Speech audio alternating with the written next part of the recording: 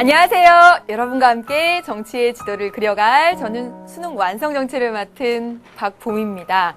네, 지금 잔잔한 노래가 나오고 있죠. 제가 일부러 이런 노래 틀어달라고 했습니다. 제목은 좁은 문이고요.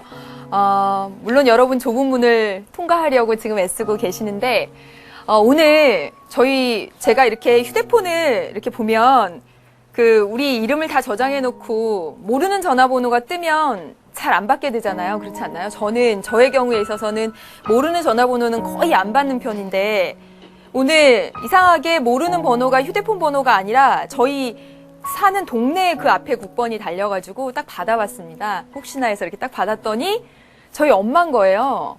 그래서 엄마가 이런 번호로 엄마 이거 어디야? 그랬더니 공중전화에 나와서 전화를 한다는 겁니다. 그래서 왜? 그랬더니 충전기를 어디다 뒀는지 잃어버려가지고 지금 배터리가 다 돼서 전화기가 지금 꺼진 상태다. 그래서 혹시나 전화를 네가 했는데 걱정할까봐 전화를 했다는 거예요. 그런데 사실 하루에 한 번 전화도 하지 않고 집에 들어가면 보니까 전화도 안 하는데 그렇게 하니까 마음이 좀 그러더라고요. 선생님이 말하는 걸 여러분이 무슨 말인지 이해를 할 것 같습니다. 하루에 한 번 안부도 묻지 않는 우리 부모님과 우린 같이 살고 있습니다. 아주 바쁜 척을 하면서 말이죠. 여러분은 좁은 문을 통과한다면서. 그렇죠? 아침에 나올 때 저녁에 들어가서라도 따뜻하게 말 한마디 해드려야겠다. 이런 생각을 좀 하게 됐습니다. 아유, 떨리네. 네, 오늘은 국제 정치 파트로 나가게 됐습니다. 네, 4단원에 들어왔어요. 4단원 겨우 2시간 동안, 4시간이구나. 4단원 4시간 동안 정리를 하겠습니다. 여러분, 우리 교재에는요, 15번째 주제와 16번째 주제가 바로 4단원에 해당이 됩니다. 그래서 15번째 주제 2시간, 16번째 주제 2시간 이렇게 해서 4시간 동안 4단원을 정리하도록 하겠습니다. 지난 시간까지 정말 많은 분량을 할애해서 30강 중에 무려 24강을 1, 2, 3단원에 할애했습니다. 그만큼 중요하고도 중요한 부분들을 여러분 해가고 있었던 거예요. 완벽하게 마무리되셨어야지 이 강의 들을 자격이 있습니다. 1, 2, 3강의 정치의 지도가 제대로 그려졌다고 자신하는 학생들만 계속 쭉 들으세요. 아니면 바로 끄고 정리하고 또 4단원 가는 겁니다. 제대로 정리 안 해놓고 계속 앞으로 나가기만 하면 뒤죽박죽 돼요. 지도를 못 그립니다. 아셨죠? 네. 오늘 이 시간에 4단원입니다. 4단원의 제목은 국제사회와 정치예요. 언제나 그렇듯 새로운 단원을 들어가면 새로운 단원에서 어떤 내용들을 공부하게 되는지 이야기를 해볼게요. 4단원. 제목은 국제사회와 국제사회와 정치입니다. 그리고 4단원에는 중단원이 4개가 있습니다. 4개가 있는데 좀 써볼까요? 선생님이 외우라고 했었죠. 1, 2, 3, 4. 첫 번째는 국제사회의 형성과 발달입니다. 네, 형성과 발달. 국제사회의 형성. 국제사회의 발달이군요. 네, 저도 못 외워가지고 왜 이러지? 네. 두 번째는 국제관계와 국제기구입니다. 국제기구. 세 번째는 국제관계의 발달이고요. 네 번째는 우리나라의 국제관계입니다.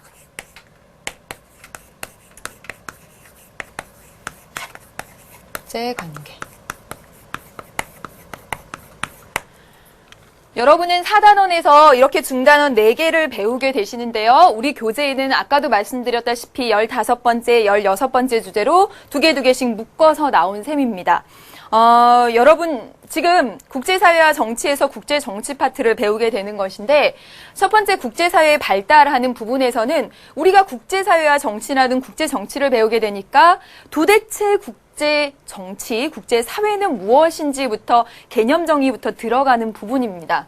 그래서 국제사회가 어떻게 형성되고 어떻게 발달하게 되었는지를 첫 번째로 이야기를 하게 돼요. 그런데 이 내용은 어렵고 중요하고 시험에 자주 나오기보다는 우리가 국제정치 파트를 들어가는 데 있어서 기본적인 부분이 되니까 대학에 가서 국제정치를 공부할 때도 이 부분부터 배우게 됩니다. 어떻게 국제사회가 형성되고 발달하게 되었는지. 우리 오늘 이 시간에 이야기를 하게 되겠지만 국제사회 형성된 것은 1648년 베스트팔렌 조약을 계기로 해서 발달하게 된 것은 1, 2차 세계대전을 거치면서 그 얘기를 하게 될 거예요. 그러면서 여기 중단원 1에서 굉장히 중요하게 이야기되어지는 것들이 뭐냐면 바로 국제사회의 특징입니다. 특징. 성격, 특징. 이런 것들을 공부하게 돼요. 다시 말하면 중단원 1에서 중요한 것들은 이 국제사회가 주인공이고 이 국제사회 어떻게 형성됐고 어떻게 발달했고 그리고 특징은 무엇인지 이렇게 공부를 하게 된다는 거죠. 특징은 무엇인지 머리가. 네. 특징은 무엇인지. 그래서 특징을 보고 국제사회를 바라보는 관점을 이야기하게 됩니다. 이 관점에는요, 여러분 잘 아시다시피 이상주의와 현실주의가 있죠.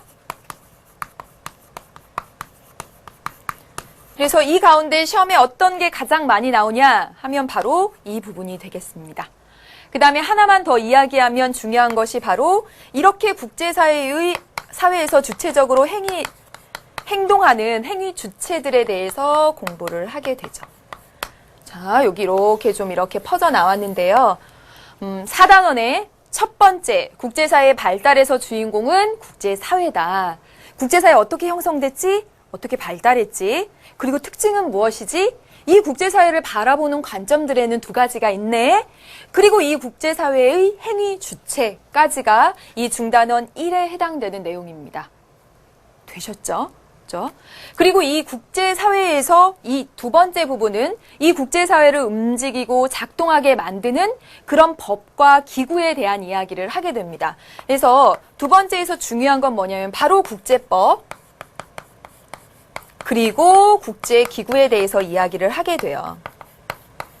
이 두 가지가 두 번째 주제의 핵심적인 이야기들입니다. 국제법과 국제기구. 둘 다 너무너무 시험에 많이 나오는데 그 중에서 특히 국제기구와 관련해서는 유엔이 가장 많이 출제가 되고 있죠. 그래서 유엔은 따로 떼서 별도로 또 공부를 하게 됩니다. 되셨죠? 다시 이제 정리를 차곡차곡 해봅시다. 네, 누적해 가는 거예요. 4단원은 국제사회와 정치입니다. 첫 번째는 국제사회의 발달이에요. 국제사회의 주인공이고 어떻게 형성됐지? 발달됐지? 특징은 뭐지? 바라보는 관점 두 가지 있고 행위 주체. 그 다음에 이 두 번째는 국제관계와 국제기구입니다. 이 국제사회 속에서 이 국제사회를 잘 작동하게 하는 국제법과 국제기구에 대해서 공부를 한다는 얘기입니다. 그 중에서 특히 국제기구, 유엔을 중점적으로 보겠다라고 말씀을 드렸습니다. 세 번째는 이 국제관계의 발달에 대해서 좀 역사적인 건데 거기서 정치적인 것을 중심으로 보게 돼요. 흐름은 역사지만. 그래서 냉전에서 우리는 탈냉전으로 이어가게 되는 그런 변화 과정들을 보게 돼요. 여기서 바로. 그러면서 이 가운데서 냉전에서 탈냉전 시기가 오면서 이 지구촌 문제들에 대한 이야기도 교과서에서는 그리고 사실은 우리가 그걸 더 중요하게 공부를 해야 되는데 아무래도 수능에 나오는 걸 중심으로 하게 되다 보니까 이 세 번째에서 지구촌 문제는 좀 빼고 아무래도 그렇게 됩니다. 냉전에서 탈냉전으로 가는 이 국제관계의 발달 흐름에 대해서 공부를 하게 됩니다. 그리고 이 냉전에서 탈냉전으로 가게 되는 이거에 맞춰서 우리나라 국제관계도 따라가요. 그래서 네 번째에서 배우게 되는 것은 뭐냐면 네 번째에서 배우게 되는 건 우리나라의 외교입니다. 그런데 어려울 게 하나도 없이 세 번째 이 국제관계의 발달 흐름과 맞춰간다는 거예요. 냉전 시대에는 냉전 시대에 맞춘 외교. 탈냉전 시대에 와서는 이념을 벗어난 실리주의 외교를 하게 된다는 거죠. 여기까지입니다. 여기까지가 네 번째 4단원 국제사회와 정치에서 여러분이 공부하셔야 될 내용들을 이제 정리해보면 중요한 것들은 바로 이거라는 것입니다. 뭐냐면 국제사회와 특징과 바라보는 관점. 이게 첫 번째 공부하셔야 될 거고. 그쵸? 그 다음에 행위 주체 중요하다라고 말씀드렸죠. 이게 두 번째 공부하셔야 될 거고, 세 번째는 국제법입니다. 국제법. 네, 작년에도 단독으로 출제되었죠. 여기는 3단원의 통치기구랑 막 맞물려서 출제가 되니까 만만치가 않아요. 어렵게 내면, 간단하게 내면 되게 간단한데. 예. 그 다음에 네 번째 공부하셔야 될 것은 국제기구입니다. 그리고 다섯 번째는 냉전에서 탈냉전으로 가는 이 흐름과 맞물려서 우리나라 외교 한꺼번에 뭉뚱그려서 하시면 됩니다. 네. 그럼 여러분은 4단원의 제목 기억하시고요. 아, 국제정치 파트로 넘어왔구나. 그게 4단원입니다. 그리고 중단원 4개가 있는데 그중에서 중요한 것들 5개 정도 찝어봤습니다. 예. 우리 교과서는 이렇게 구성이 되어 있는데요. 우리 교재는, 수능 완성 교재는요, 어떻게 잘려져 있냐면 국제사회의 발달과 국제법과지를 15에서, 그래서 제목을 15 국제사회와 국제법 이렇게 달았죠. 그렇죠? 그래서 여기서부터 여기 국제법까지가 15번째 주제, 나머지 냉전에서 탈냉전으로 변화와 국제기구가 16번째 주제가 됩니다. 되셨죠? 네. 그럼 이 시간부터 우리 다음 시간까지 배워야 할 것. 네. 15주제에서 배워야 될 건 국제사회의 형성과 발달, 국제사회의 특징, 이상주의, 현실주의 관점, 그리고 국제법이 되는 거예요. 한번 정리해서 볼까요? 네, 보겠습니다. 아, 지웠네요, 다. 여러분, 잠깐 껐다가 기억하고 가세요. 잠깐 껐다가. 잠깐 꺼서, 4단원, 중단원 4개, 그리고 중단원 4개에서 중요한 5개 기억하고 가십시오. 그래서 자기가 포인트를 알아야 정확히 맥을 짚어가면서 공부를 할 수가 있습니다. 네. 오늘 이 시간, 그리고 다음 시간까지 해서 오늘 25강이죠? 25강, 26강에 걸쳐서 공부할 베이직앤 포인트 이야기를 해보도록 하겠습니다. 국제정치 파트를 들어가니까 주인공은 국제사회입니다. 처음 들어요. 국제사회입니다. 국제사회가 주인공이에요. 네, 국제사회가 주인공입니다. 플러스 선생님이 국제법이라고 말씀을 드렸죠. 네, 국제사회의 주인공입니다. 이 국제사회가 어떻게 형성되고 발달되었는지 기본적인 부분에 해당이 됩니다. 어떻게 형성됐고 어떻게 발달되었는지 이제 보도록 할게요.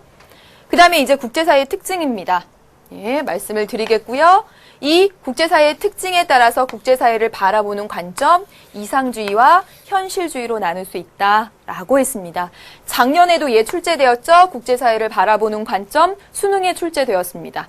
작년에 국제법 수능에 출제되었죠. 여기 부분에서만 수능에 출제된 거 2문제입니다. 그렇죠? 네. 그 다음에 두 번째 국제사회의 주인공인데 국제사회의 형성과 발달 하나, 그다음에 국제사회를 바라보는 관점 2, 세 번째 국제사회의 행위 주체입니다. 그러면 선생님이 여기다 뭐만 써놨냐면 초국가적 행위체만 써놨어요. 국제사회 행위 주체가 많은데 그 가운데 오늘날 영향력이 비대해지고 있는 것이 바로 초국가적 행위체죠. 그래서 이렇게 써놨습니다. 네, 뭐 보기에도 많이 나오고 이렇기 때문에. 그 다음에 보겠습니다. 이제 국제법입니다. 국제법 관련해서는 여러분 사실 3단원과 이렇게 연결시켜서 봐야 돼요. 문제통에서 나중에 그렇게 보게 될 거고요. 국제법의 종류 3가지 살펴보겠고요. 다음 시간에 아마 보게 될 겁니다. 네, 국내법과 비교해서 어떤 특징이 있는지 살펴보겠고 이 국제법의 기능과 그렇지만 어떤 한계점이 있는지 다음 시간에 보도록 하겠습니다. 여러분 공부할 거 지금 기억하세요. 지금 국제사회 하나, 국제법 하나입니다.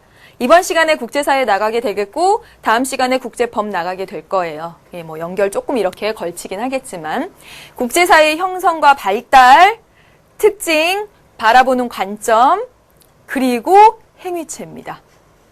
선생님 계속 반복하고 있어요. 그중에 시험에 나오는 중요한 포인트가 되는 거 뭔지도 지금 아시죠? 그리고 국제법입니다. 하나하나 이제 차근차근 보도록 하겠습니다. 여러분 여기는 이제 국제사회의 형성과 발달에 대해서 선생님이 아예 이렇게 그렸습니다. 여러분의 자료에도 이대로 이렇게 나와 있죠. 그렇죠? 이대로 머릿속에 그대로 이미지를 그린다라고 생각하고 공부를 하십시오. 예, 보겠습니다. 보시면 여러분이 연도를 외우실 필요도 전혀 없고요. 연도를 외우실 필요도 전혀 없고 그냥 흐름만 기억을 하십시오. 국제사회의 정의가 뭐냐면 국이 나라 국자죠. 나라와 나라 간에 이렇게 만나서 형성되는 게 국제사회입니다. 그러려면 국제사회가 형성되려면 나라가 있어야죠. 국가가 있어야 된다는 거죠.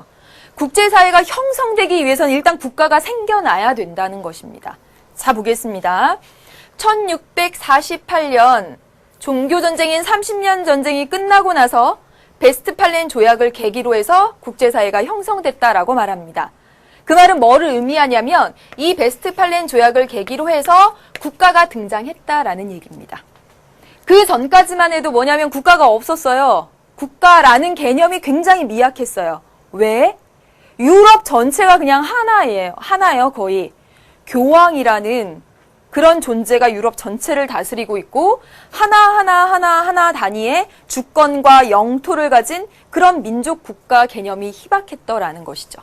그런데 30년 전쟁, 종교전쟁을 거치고 나서 신교를 인정하고 그러면서 새로운 독립국가가 탄생하고 그리고 중앙 집권화된 민족국가가 등장하면서 국가가 등장하니까 국가끼리 만나니까 국제사회가 형성된 거죠. 그렇죠? 이제 형성됐습니다. 언제요? 1648년 베스트팔렌 조약을 계기로 해서. 여러분 연도도 아니시고 그냥 이거 하나만 딱 기억하시면 됩니다. 국제사회가 발달했대네요. 그러면 발달은 언제부터 발달했는지 여기서부터 발달했대요. 1차 세계대전부터 국제사회가 발달했다라고 되어 있습니다. 그 얘기는 뭐냐면 국가가 이제 생겨나서 국제사회가 됐어요. 이제 발달했다는 얘기는 국가끼리 자주자주 더 많이 만나고 부딪히고 이런 모습들이 나타나야 국제사회가 발달하는 것이겠죠? 여러분 보시면 1차 세계대전을 일으키게 했던 제국주의 나라들 간의 식민지 쟁탈전을 통해서 국제사회가 점점점 더 발달했다는 것입니다. 왜냐하면 이전에는 이 국가라는 것이 유럽, 거기에 국한돼서 거기 나라들끼리 이렇게 아웅다웅 했는데 이제 어떻게 됐냐면 이 유럽에 있는 그 나라들이 아프리카로, 아시아로 뻗어나가면서 아시아, 아프리카에 있는 많은 다른 곳들을 식민지로 점령하려고 합니다. 뻗어나가죠? 국가끼리 부딪히죠? 국제사회가 발달하게 되는 것이죠. 그래서 제국주의, 그리고 이 제국주의 강대국 간의 전쟁, 1차 세계대전을 통해서 국제사회 발달하게 됩니다. 그러면서 국가끼리 이제 모여서 국제연맹이라는 것도 만들었어요. 발달한 거 맞죠? 그쵸?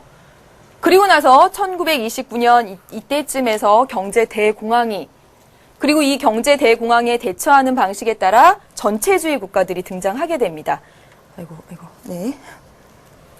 예, 이 전체주의 국가들이 일으킨 것이 바로 2차 세계대전이 되죠. 네, 2차 세계대전. 지금 보시면 2차 세계대전을 거치면서 국가들끼리 이렇게 막 더 많이 부딪혀요. 국제사회 발달한 거 맞죠, 여러분? 그렇죠?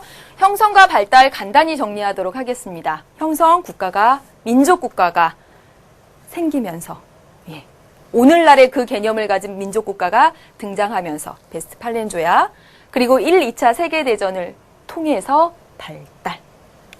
여기까지 봤습니다.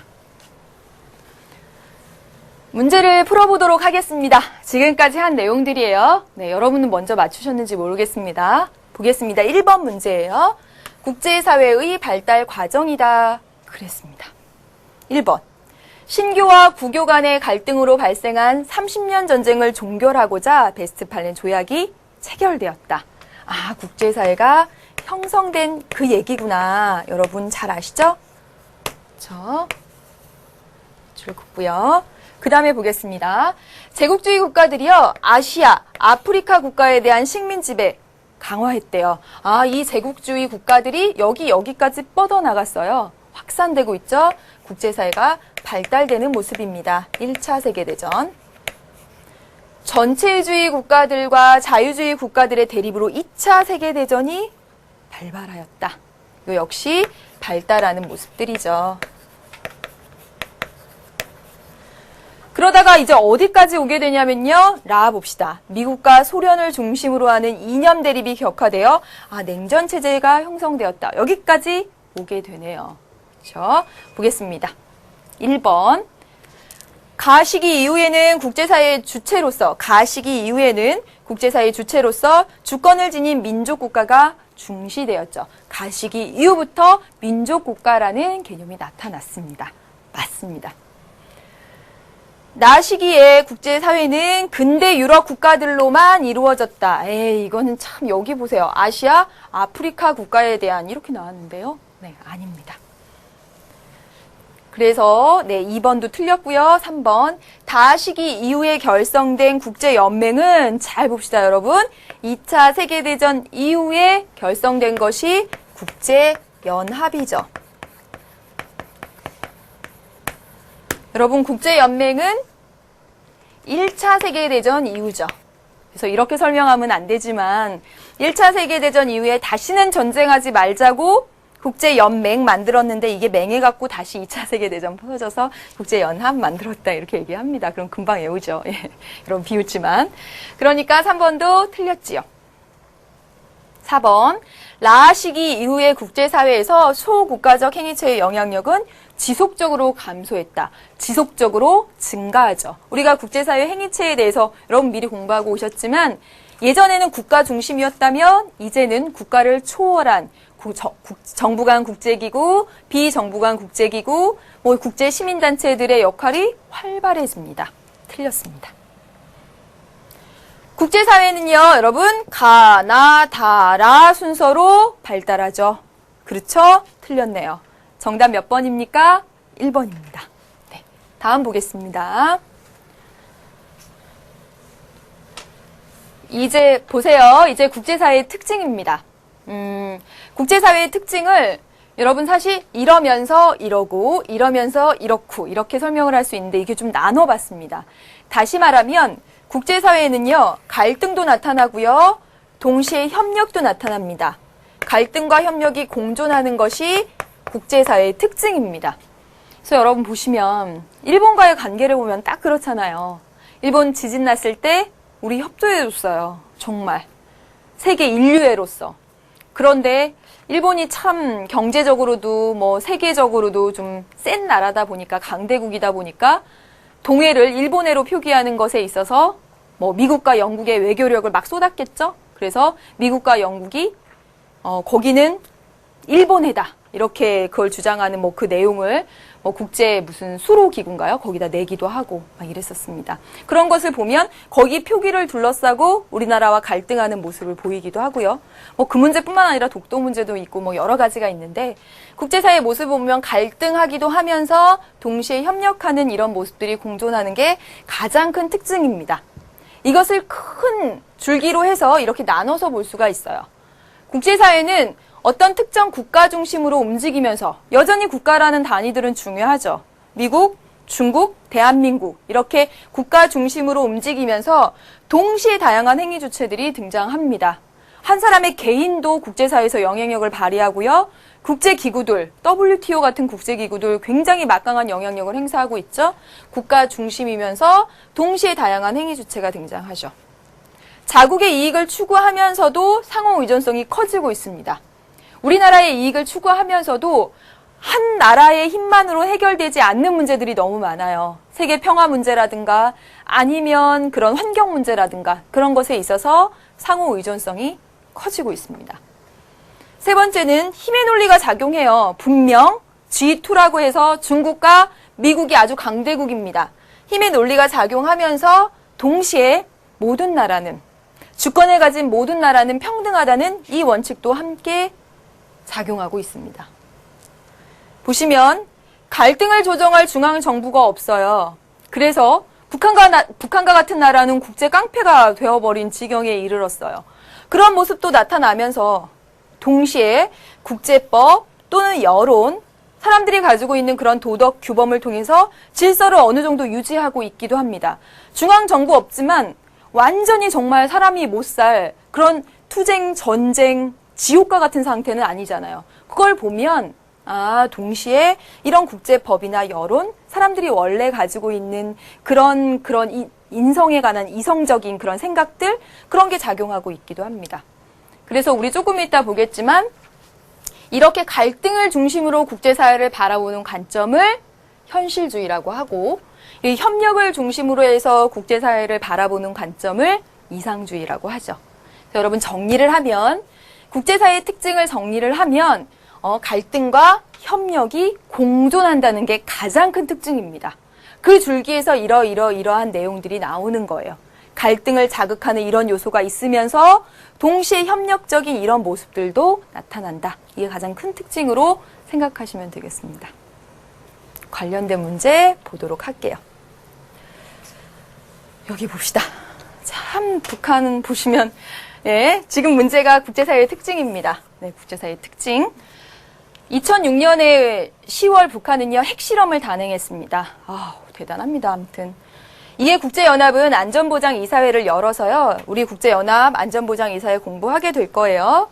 이사회를 열어서 북한의 핵실험을 비난하고 추가 핵실험 중지를 요구하였으며 북한에 대해서 포괄적인 제재를 가하는 내용의 안전보장이사회 결의 17185를 채택했습니다.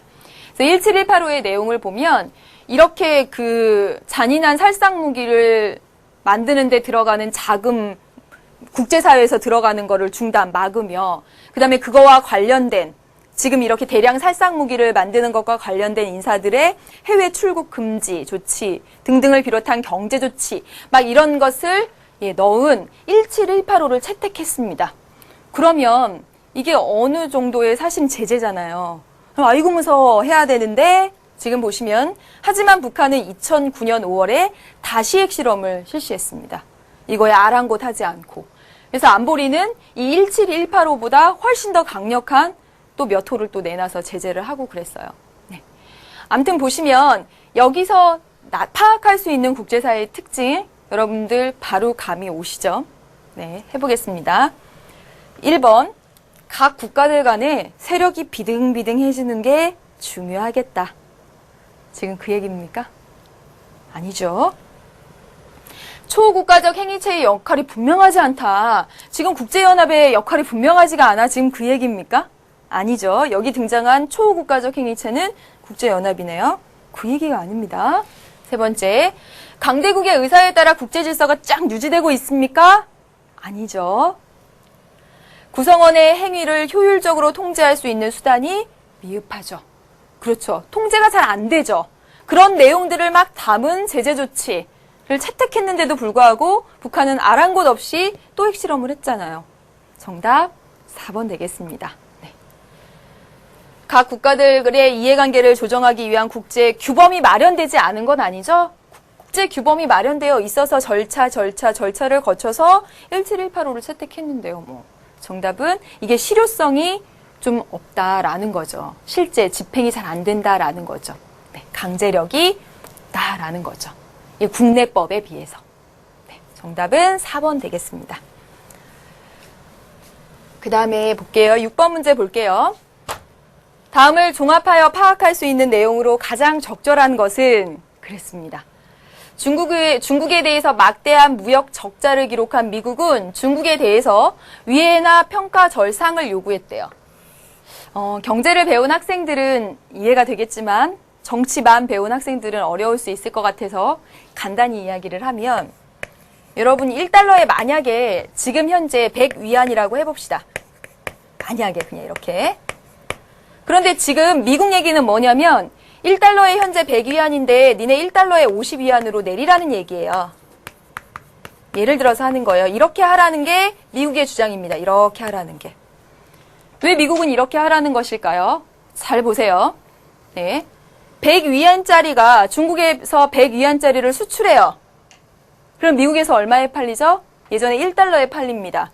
근데 미국의 주장대로 미국이 1달러에 50위안으로 지금 하라는 겁니다. 이렇게 하게 되면 기존의 100위안짜리는 미국에 가면 얼마가 됩니까?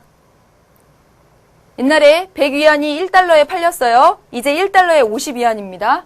그러면 100위안짜리는 이제 미국에 가면 얼마에 팔리는 거예요? 2달러가 되는 거죠. 2배 값이 비싸집니다.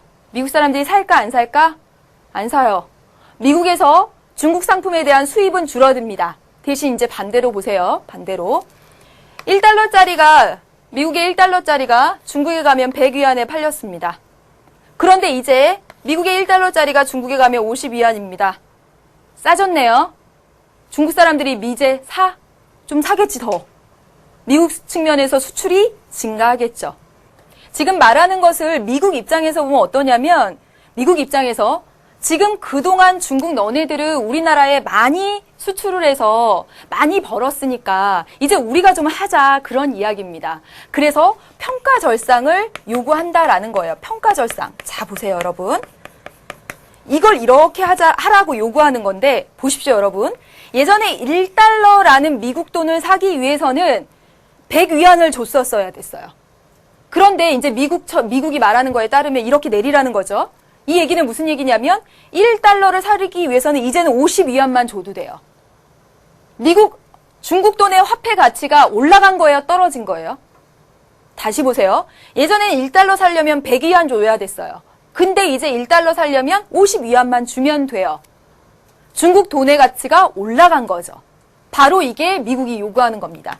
니네 돈의 가치를 조금 올려주면 어떻겠니? 우리 그동안 너네와 수출 수입해서 무역하면 맨날 적자만 났거든. 이 얘기입니다.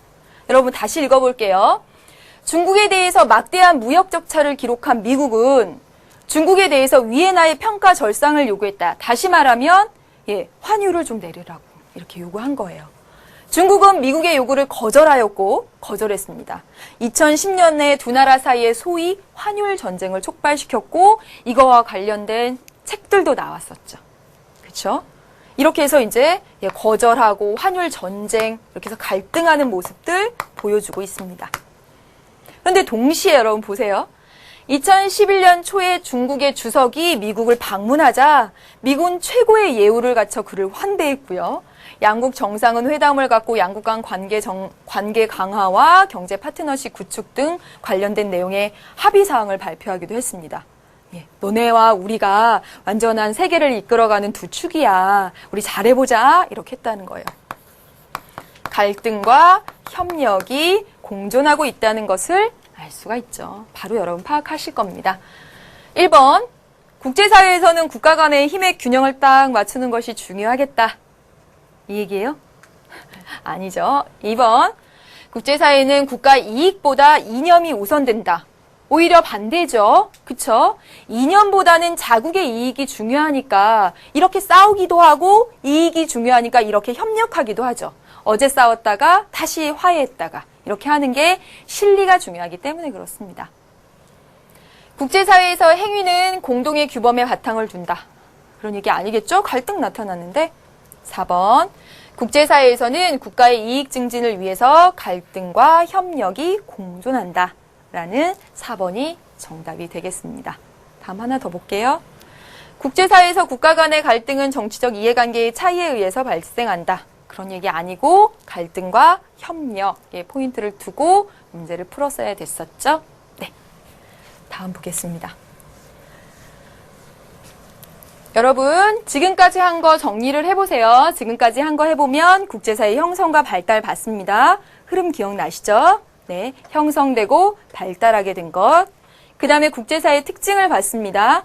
특징 한마디로 얘기하자면 뭐냐면 협력과 갈등이 공존한다라는 것입니다. 그렇죠? 그래서 갈등 차원에서 이야기들, 협력 차원에서 이야기들, 협력 차원에서 보면 상호 의존성도 커지고 각각의 나라들은 모두 평등하고 이런 얘기들 하고 있고 갈등 차원에서 보면 힘의 논리가 작용하고 국가 이익을 중시하고 이런 차원에서 이야기를 하죠.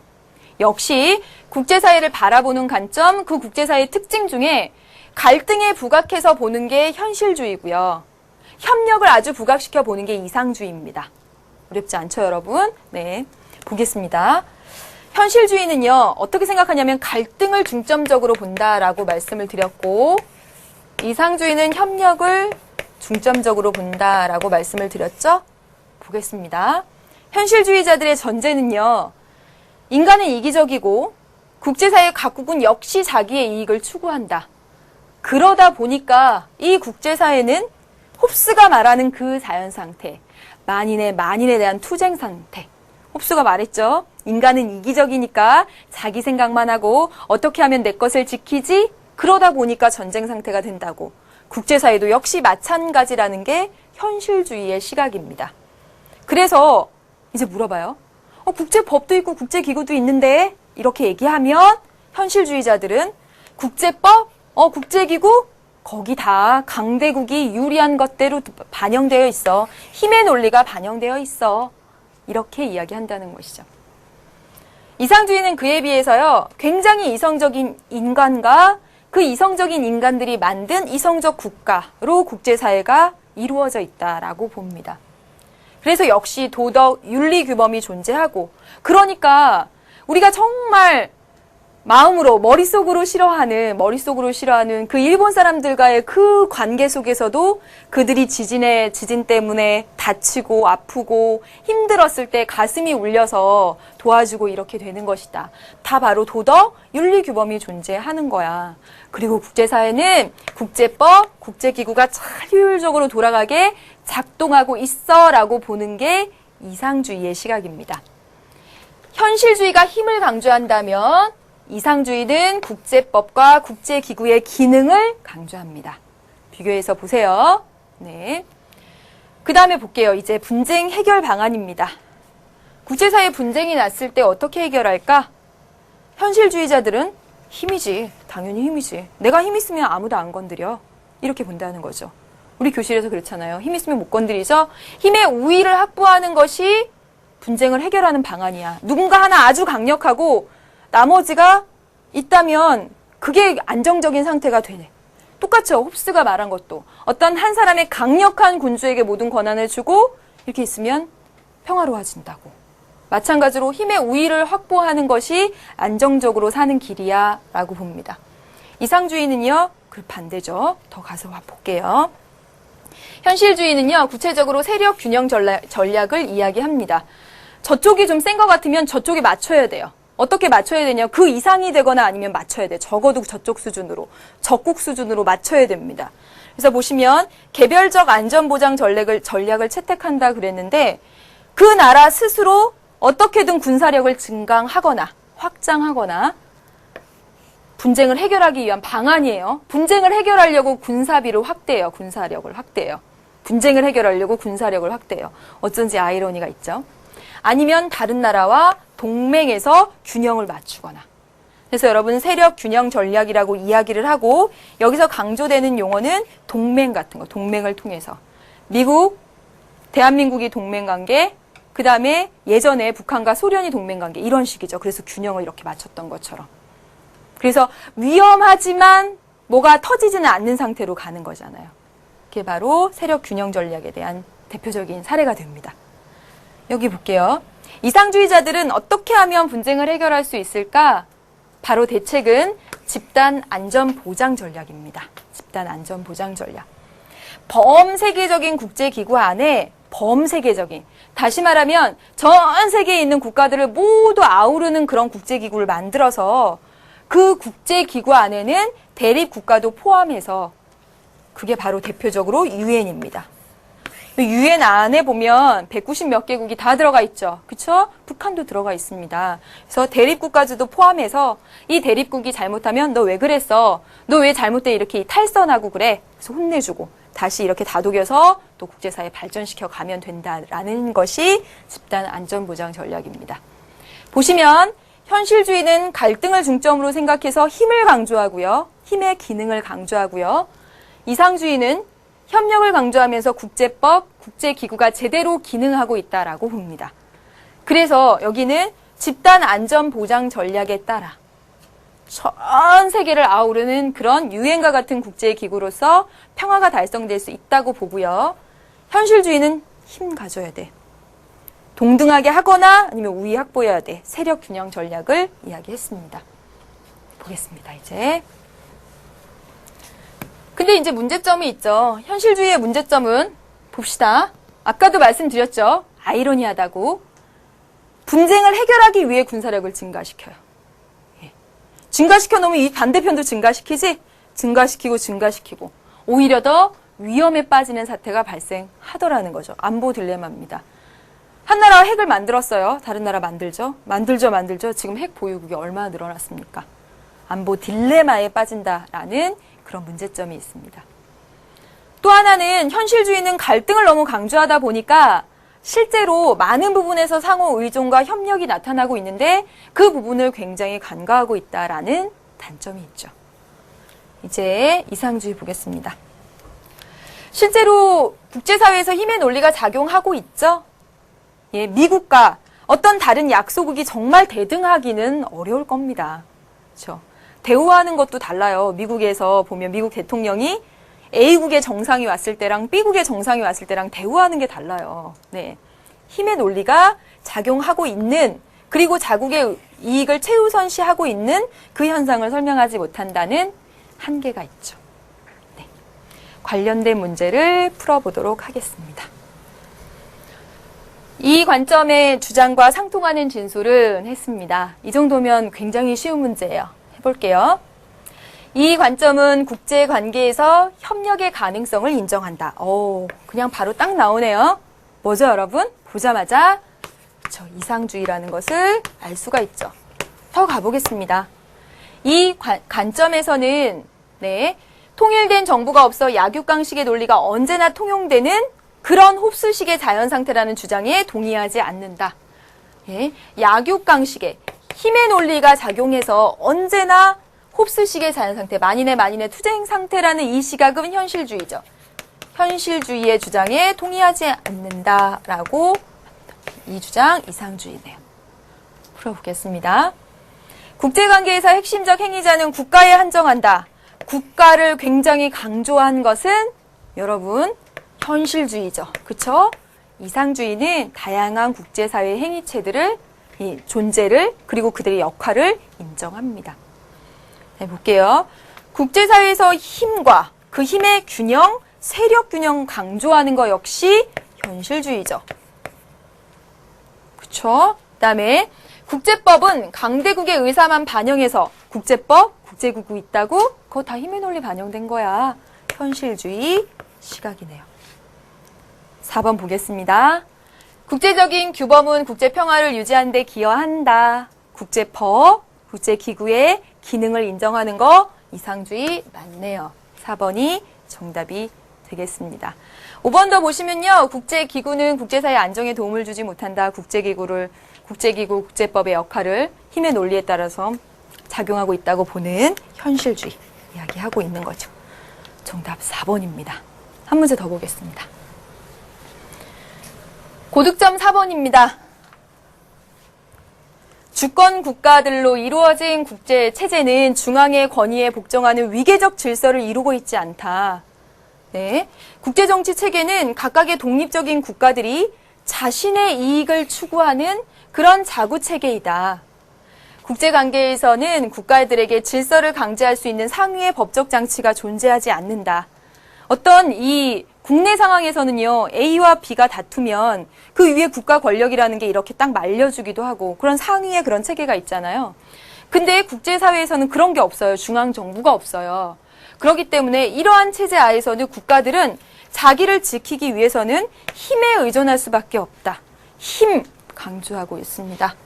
현실주의죠. 그렇죠? 네. 협력의 가능성은 언제나 열려 있다. 누굽니까? 이상주의죠. 넘겨주세요. 국제정치 분석에 있어서 국가를 국제기구보다 중시한다. 국가를 아주 중요한 단위로 보는 거 현실주의 입장 맞네요. 2번이 맞습니다. 대립과 전쟁은 국제관계의 본질적인 특징이 아니다. 원래 협력하고 이러는데 대립과 갈등은 일탈행위야. 이렇게 보는 거 이건 이상주의죠. 대립과 갈등을 아주 본질로 보는 게 현실주의입니다. 틀렸습니다. 국가 간의 상호 의존성의 증대는 국제정치를 안정시키는 상호 의존성 강조했으니까 이상주의 되겠죠. 이성적이고 도덕적인 행위 구범은 국제 질서를 유지하는 데 중요한 역할을 해. 이상주의 되겠습니다. 그렇죠? 네, 여기까지 봤습니다. 네, 오늘 여기까지 해서 처음으로 4단원, 국제사회 정치 4단원 들어가 봤고요. 그리고 오늘 우리는 국제사회와 국제법 가운데서 국제사회를 주인공으로 이야기를 해보았습니다. 오늘 여러분 공부하신 내용 기억하세요. 국제사회의 형성과 발달, 국제사회의 특징, 그리고 바라보는 관점이었습니다. 이상주의와 현실주의 잘 기억해 놓으시고요. 다음 시간에 국제법 이야기로 만나도록 하겠습니다. 수고 많으셨습니다, 여러분. 안녕. 안녕.